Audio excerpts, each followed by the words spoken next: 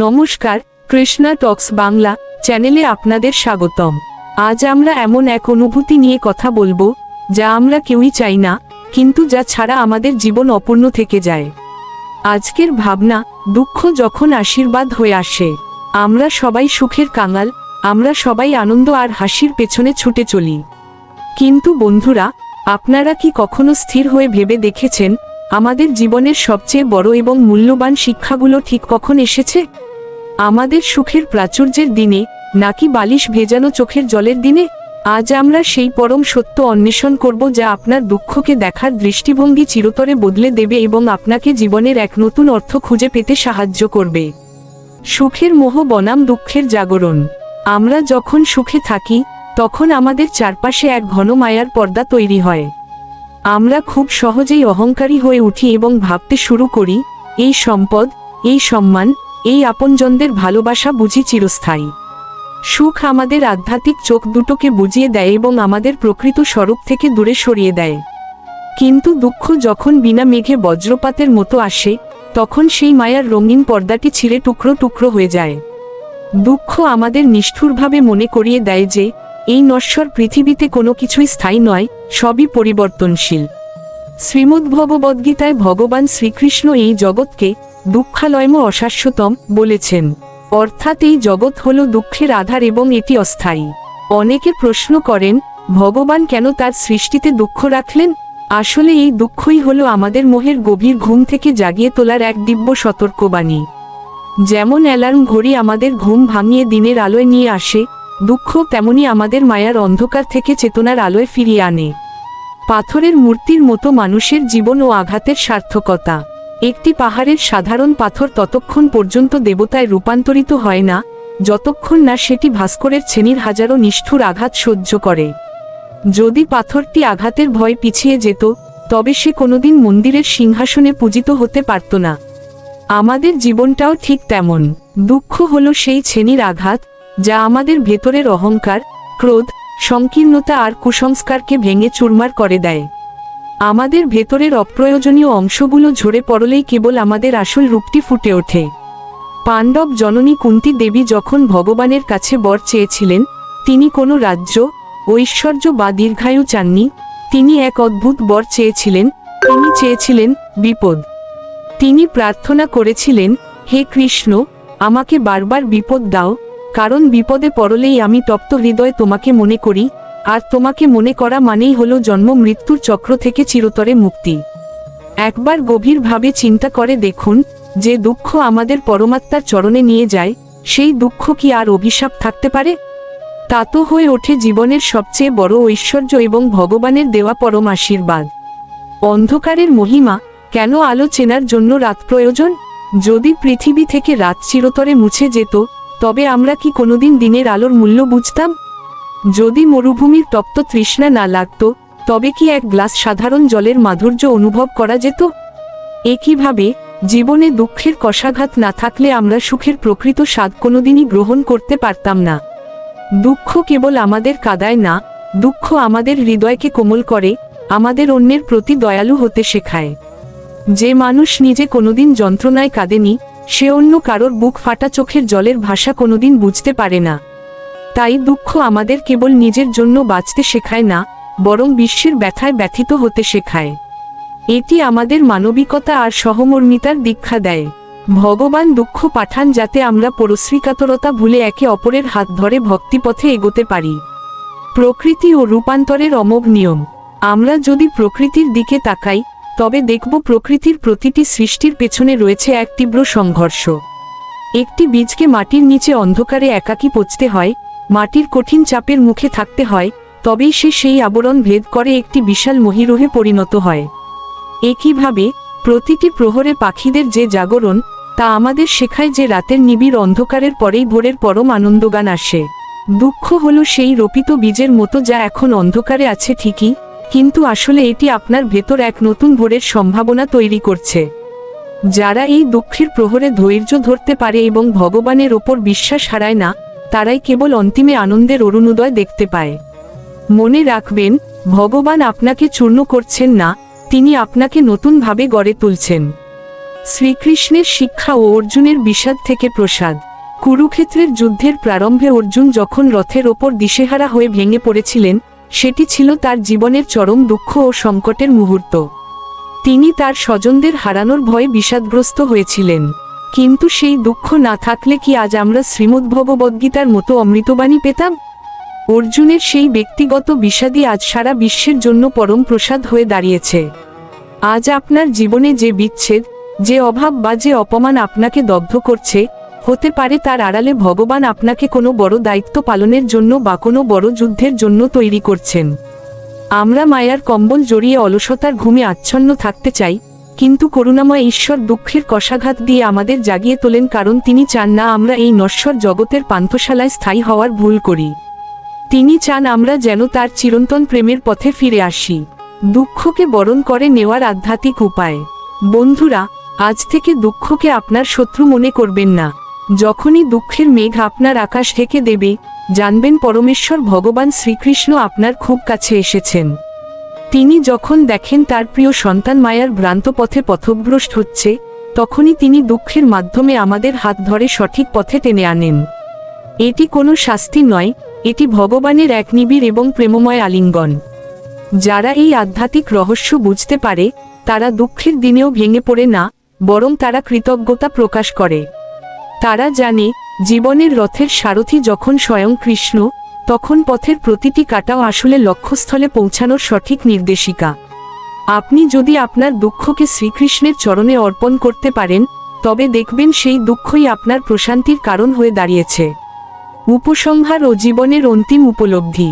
তাই আসুন, আজ থেকে আমরা দুঃখকে ভয় পাওয়া বন্ধ করি।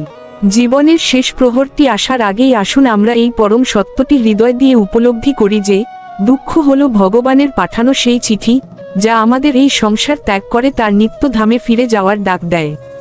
আপনার চোখের প্রতিটি জলবিন্দু যদি বিফল না হয়ে ভগবানের চরণে নিবেদিত হয়, তবে সেই জলবিন্দুগুলোই একদিন মোক্ষ লাভের মহামূল্যবান মুক্তায় পরিণত হবে। মোহের নরম বালিশ আর অলসতার কম্বল ত্যাগ করে সত্যের কঠোর ভূমিতে এসে দাঁড়ান। দেখবেন, যে দুঃখকে আপনি ভয় পাচ্ছিলেন, সেই দুঃখের গভীরেই লুকিয়ে আছে এক অনির্বাণ ও চিরন্তন শান্তি। দুঃখ আপনাকে নিঃস্ব করে না, বরং এটি আপনাকে ভগবানের সাথে যুক্ত করে পূর্ণতা দান করে। আজকের এই আলোচনা যদি আপনার ভারাক্রান্ত মনে সামান্যতম শান্তির প্রলেপ দিতে পারে, তবে ভিডিওটি একটি লাইক দিয়ে আমাদের উৎসাহিত করুন। আপনার জীবনের কোনো কঠিন সময় কিভাবে আপনাকে ভগবানের পথে নিয়ে এসেছে বা আপনাকে শক্তিশালী করেছে, তা কমেন্টে আমাদের লিখে জানান। আপনার একটি জীবনলব্ধ শেয়ার হয়তো অন্য কোনো হতাশ মানুষের মনে নতুন করে বাঁচার প্রেরণা যোগাতে পারে। প্রতিদিন রাত 8টায় আমাদের এই বিশেষ আধ্যাত্মিক আয়োজনে শামিল হতে কৃষ্ণা টক্স বাংলা চ্যানেলটি সাবস্ক্রাইব করে বেল আইকনটি প্রেস করে রাখুন। আমাদের এই পথচলা অত্যন্ত বিনয়ের সঙ্গে আপনাদের কাছে উপস্থাপন করা হয় শ্রী মিলন দেবনাথের সুনিপুণ তত্ত্বাবধানে এবং পরমেশ্বর ভগবান শ্রীকৃষ্ণের পরম করুণায় আমাদের এই ক্ষুদ্র প্রচেষ্টা। সবাই ভালো থাকুন, সুস্থ থাকুন এবং শ্রীকৃষ্ণের চরণে মতি রেখে জীবনকে সার্থক করে তুলুন। হরে কৃষ্ণ। নমস্কার, কৃষ্ণা টক্স বাংলা চ্যানেলে আপনাদের স্বাগত। আজকের ভাবনা, অর্জুনের বিষাদ আমাদেরই প্রতিচ্ছবি। কুরুক্ষেত্রের সেই বিশাল রণপ্রাঙ্গণে গান্ডীবধারী মহাবীর অর্জুন যখন রথের ওপর বসে বিষাদগ্রস্ত হয়ে পড়েছিলেন, তখন সেটি কেবল একজন যোদ্ধার মানসিক দুর্বলতা ছিল না। সেই বিষাদ ছিল আসলে যুগ যুগান্তরের সাধারণ মানুষের মনের এক প্রতিচ্ছবি। আজ আমরা সেই প্রেক্ষাপটেই আলোচনা করব, কিভাবে আমাদের চারপাশের প্রকৃতি ও ক্ষুদ্র পাখিরা আমাদের কর্তব্য সচেতন করে তোলে, অথচ আমরা শ্রেষ্ঠ জীব হয়ে অর্জুনের মতো মোহাচ্ছন্ন হয়ে পড়ে আছি। কেন পক্ষী প্রহরে প্রহরে জেগে ওঠে আমাদের সংকেত দেয়, আর আমরা কেন মায়ার গভীর ঘুমে অচেতন? আজ সেই পরম সত্যেরই আমরা অন্বেষণ করব। অর্জুনের বিষাদ ও আমাদের জীবনের মিল। অর্জুন যখন কুরুক্ষেত্রে নিজের আত্মীয় স্বজনদের দেখলেন, তখন তিনি মোহের বশবর্তী হয়ে কর্তব্য ভুলে গিয়েছিলেন। তার হাত থেকে গান্ডীব খসে পড়েছিল, শরীর কম্পিত হয়েছিল। আমাদের জীবনটাও তো একটি রণক্ষেত্র। এখানে আমরাও প্রতিনিয়ত মায়া, মমতা আর মোহের কাছে পরাজিত হচ্ছি। অর্জুনের সেই বিষাদ আজ আমাদের ঘরে ঘরে। আমরা জানি আমাদের ধর্ম কি, আমরা জানি আমাদের কি করা উচিত, তবুও আমরা মোহের বশবর্তী হয়ে ভুল পথে পা বাড়াই। আমরা যেন এক গভীর তন্দ্রায় আচ্ছন্ন, যেখানে সত্যকে জানার ইচ্ছা থাকলেও মায়ার বাঁধন আমাদের আটকে রেখেছে। পাখিদের জাগরণ ও সময়ের অব্যর্থ সংকেত। এই যে আমরা অচেতনার ঘোরে দিন কাটাচ্ছি, প্রকৃতি কিন্তু বসে নেই। আপনারা কি লক্ষ্য করেছেন, রাত যখন তার শেষ প্রহরে পৌঁছায়, চারদিক যখন নিস্তব্ধ থাকে, তখন কিছু পাখি প্রহরে প্রহরে ডেকে ওঠে। কোনো যান্ত্রিক ঘড়ি ছাড়াই তারা জানে কখন নিশি অবসান হবে। এই পাখিরা আসলে প্রকৃতির সেই অতন্দ্র প্রহরী, যারা আমাদের জীবনের বয়ে যাওয়া সময়ের হিসাব রাখে। ঋষিরা বলেন, এই পক্ষীকুলের ডাক আসলে কোনো সাধারণ কলকাকলি নয়, এটি হলো প্রকৃতির মাধ্যমে পরমেশ্বরের এক করুণ আহ্বান। তারা প্রতিটি প্রহরে আমাদের হৃদয় করাঘাত করে বলে, হে জীব, অর্জুনের মতো বিষাদগ্রস্ত হয়ে বসে থেকো না, সময় বয়ে যাচ্ছে, এবার অন্তত মায়ার ঘুম ভেঙে জেগে ওঠো। তারা প্রতিটি প্রহরের ঘোষণা দিয়ে আমাদের আয়ু ফুরিয়ে যাওয়ার কথা মনে করিয়ে দেয়। মানুষের মায়া ও অচেতনার গভীর নিদ্রা। পাখিরা অবুঝ হয়েও প্রকৃতির ছন্দে নিজেদের মিলিয়ে দেয়, আর আমরা সৃষ্টির শ্রেষ্ঠ জীব মানুষ আজ কি করছি?